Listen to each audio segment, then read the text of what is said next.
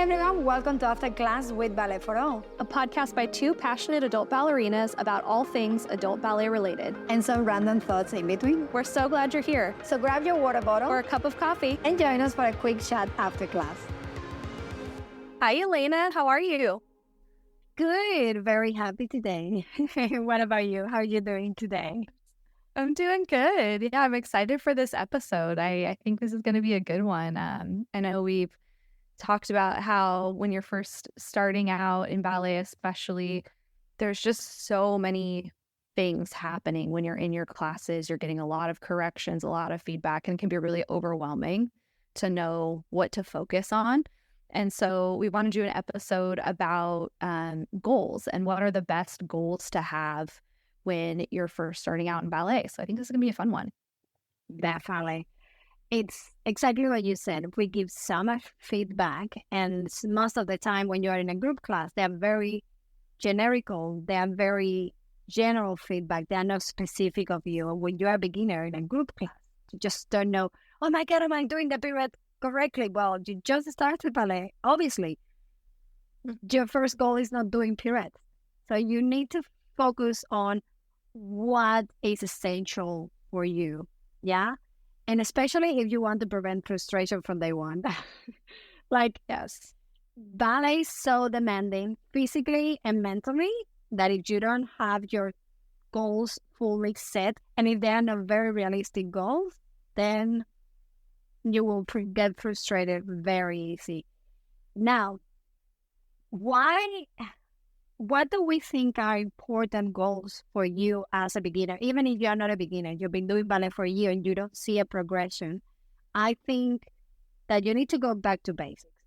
And to me, the fundamental part of creating those ballet goals, especially for beginners, will be your proper alignment. It's your body alignment.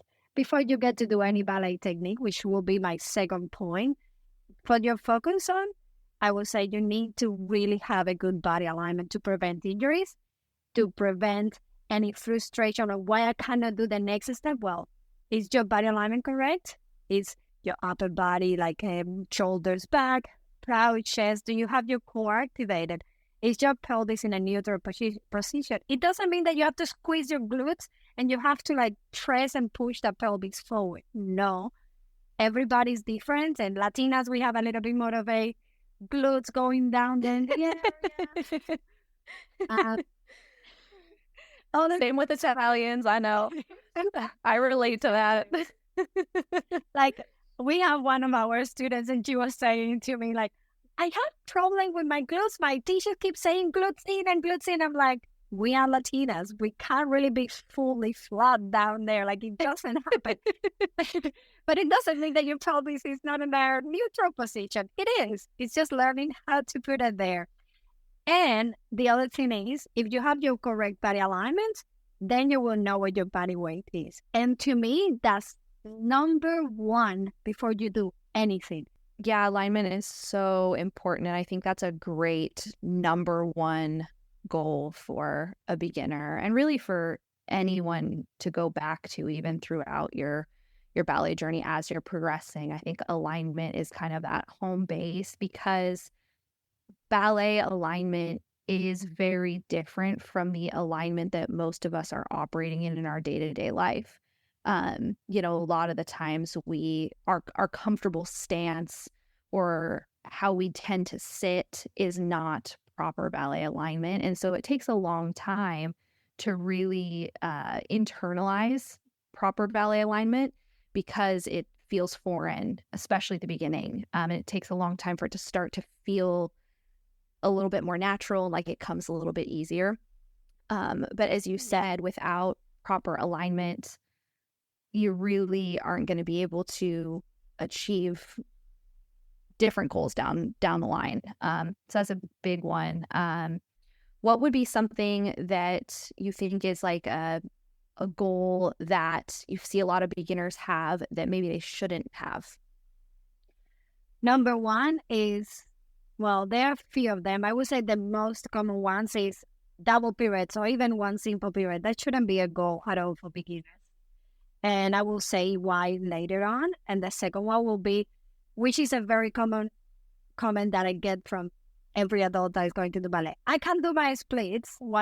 How can I, how am I going to be able to do ballet if I cannot do the splits?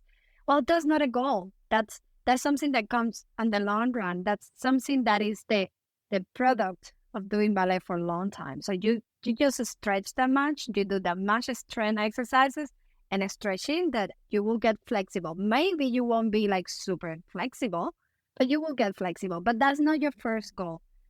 So Yeah. take out of your mind right now doing a full period in your 5th week or 6th week of doing ballet, neither getting super flexible. And why shouldn't be your first goal is if you go to proper alignment and you do that and you get a really body alignment perfect, then you will be able to do a passe with releve with gorgeous proper body alignment. And that is when you can do your periods. But if you don't have that and you don't go back to the basics, then you can't have that goal. You have to make realistic goals, really. And you will get there. You will be doing your periods, but slowly.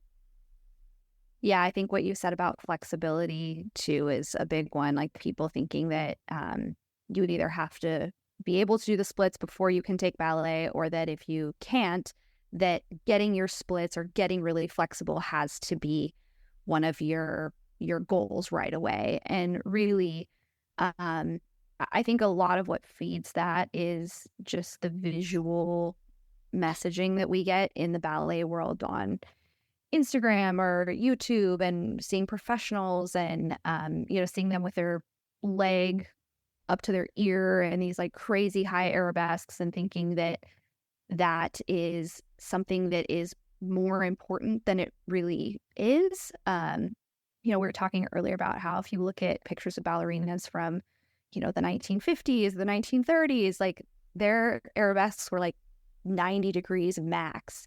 Like that has just gotten so much more acrobatic in recent years than it ever was before. And that really high level of flexibility and hyperextension and hypermobility is not essential for being able to do ballet, and it definitely shouldn't be a goal as a beginner dancer, because if that's what you are fixating on, you're probably going to sacrifice things like your alignment and things like proper technique in trying to achieve that prematurely. And like you said, that comes with time. So I think that that's a really important call out, is to not be so focused on making flexibility a goal at the beginning of your ballet journey. Especially if some of your goals should be to be safe and healthy as you're doing all these. So your proper alignment is not only to improve your technique, it's not only going to boost your technique, but it's also going to help you to prevent injuries. So that's why we spend that much time right now just talking about proper alignment. So as a second goal, I would say, Hannah, basic technique. And we talked about this a little bit. And to me, basic technique would be to be able to do the basics of développés, tendus, maybe not développés yet, jetés, maybe rond de jambe, which is already really demanding. Now, you mentioned something of people sometimes trying to go really, really fast on the exercises and lots of repetitions. And I wouldn't call that basic technique. And you were mentioning how important it is, rather than going that fast, actually slowing down and taking the time to learn, again, the proper alignment and the proper movement and how it goes and how it's meant to do. So can you comment a little bit more, Hannah? Yeah, I think this is something that we see a lot, and I used to see this a lot too when I would teach salsa, is that people, and I get it, you hit a certain point where maybe you're feeling a little bit bored, or you're feeling like you're not progressing as quickly as you want to. And so people start wanting to do things faster before they have clean technique to support it. And I think also in ballet, this can happen because a lot of times there's limited, especially in person, there's limited classes. And so you might have to take a class that's a little bit more advanced just because there isn't a class that's more at your level. And so you end up having to do things faster than you're comfortable with, or faster than what you can cleanly execute. But I think it's so important, if you're not getting it in class, to make sure that at least at home you're really taking the time to focus on doing things very slowly and very cleanly before you are setting the goal of increasing the speed at which you're doing exercises. So, like doing really slow, really slow, clean tendus before you're doing really quick tendus. Um, Even things like, glissade, which is a small jump. So it's like, yes, it has to be fast to some degree, but really breaking it down slowly at home. So that way, when you are needing to do them faster, you can do it with proper technique. So I think that is a really good goal for beginners, is to focus on doing things slowly and cleanly.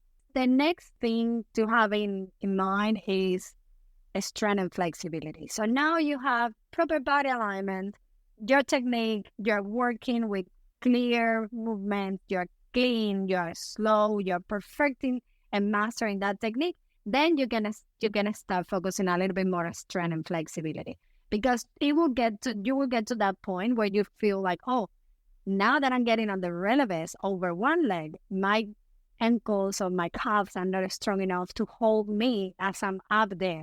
But at this point that you have correct body alignment and good technique, then you can increase maybe the repetitions. So that would be the strength. You can increase the more, not just more repetitions, a little bit faster. Then you can lift your legs a little bit higher, and that would be that flexibility coming up from your warm-ups all the way into the ballet class. But it's not your number one. That wouldn't be something that oh, this is going to be my goal to get very strong and flexible. No, get technique, get a good body alignment, and then you can get stronger and you can start working on that flexibility and taller, higher legs on your development. Now is the point, and not before that.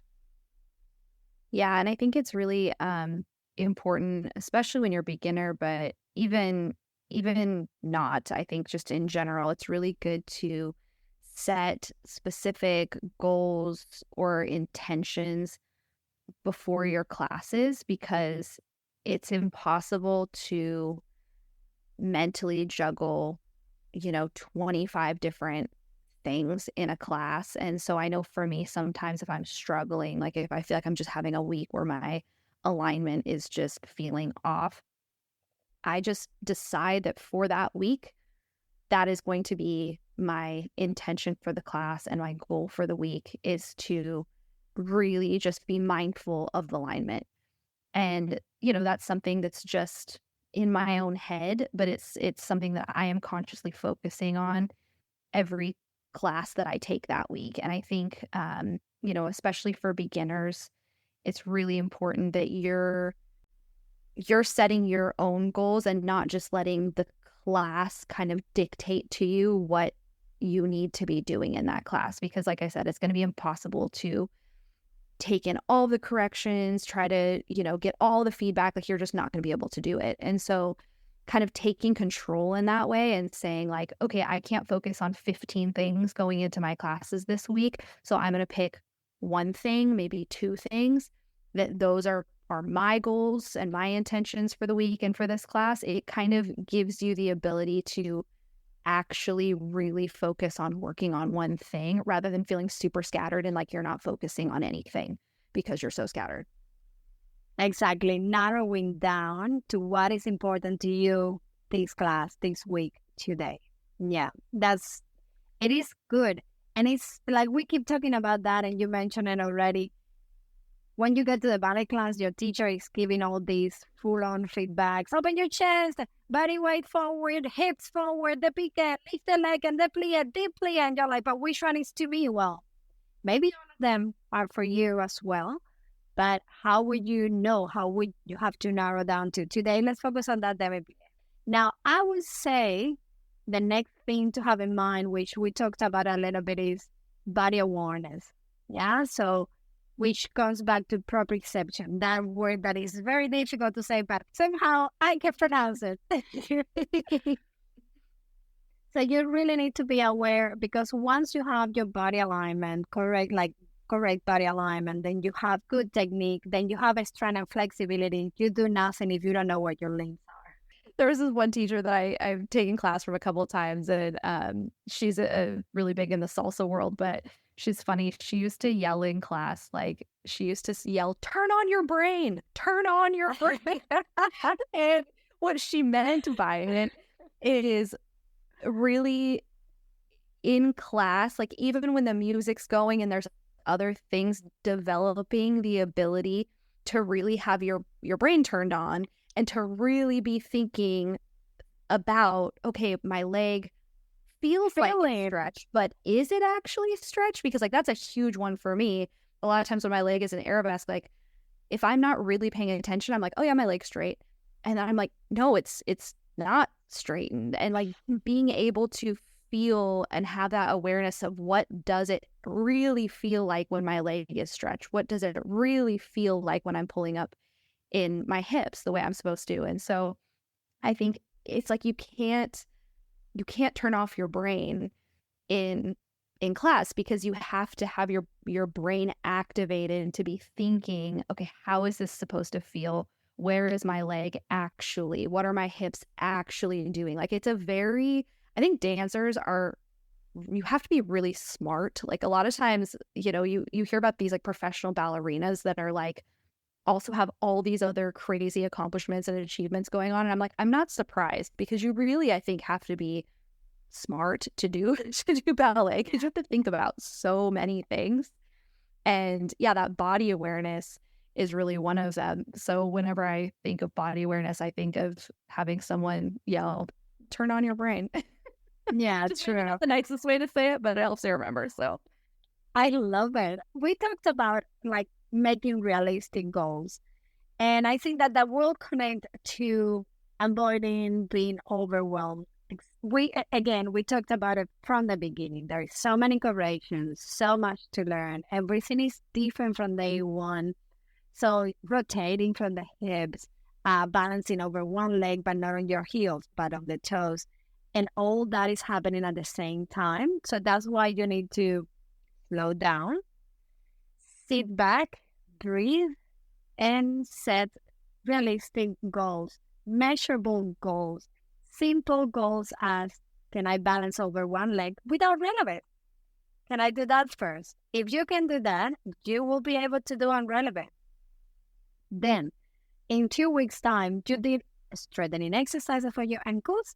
Then your next realistic goal will be maybe not 2 weeks, but maybe 3 or 4, because it depends how much strengthening and flexibility exercises you did for your ankles and your calf. You will be able to do 2 seconds to stand over your releve, over one leg in good PL passe. Maybe it's not even turnout. Maybe your passe is just parallel. Yeah, so those are very realistic goals that will help you to not be super overwhelmed, which is really important with ballet. The frustration, I presume that it will be from day one. Like, I can't do anything, but one day it clicks and one day it happens. yeah, consistency over time is key for ballet. Because it's so easy to give up at the beginning, especially. But hopefully this episode is helpful, because we really, I think for both of us, like we love it so much, and we want other people to be able to be in it for the long haul, and to have the joy of seeing themselves grow and of meeting their goals. But really the best way to avoid getting frustrated and burning out is by setting goals that are doable, setting the right goals. That's really what's going to help keep you motivated to stay in it. Because bad goals that aren't achievable, that's a quick route to getting frustrated and feeling like it's not worth it. But we definitely don't want that for anyone. We want everyone to enjoy ballet as much as we do. Yeah, and celebrate your small victories along the way. Yeah, definitely. And we will see you soon. See ya. Bye. Thank you for listening to After Class with Ballet for All. Join the community on YouTube and Instagram, or come dance with us, our weekly Zoom classes for adult ballerinas like you. Links included in the episode description. Special thank you to our sponsors. See you next time after class. Podcast produced by Mission Bridge Media.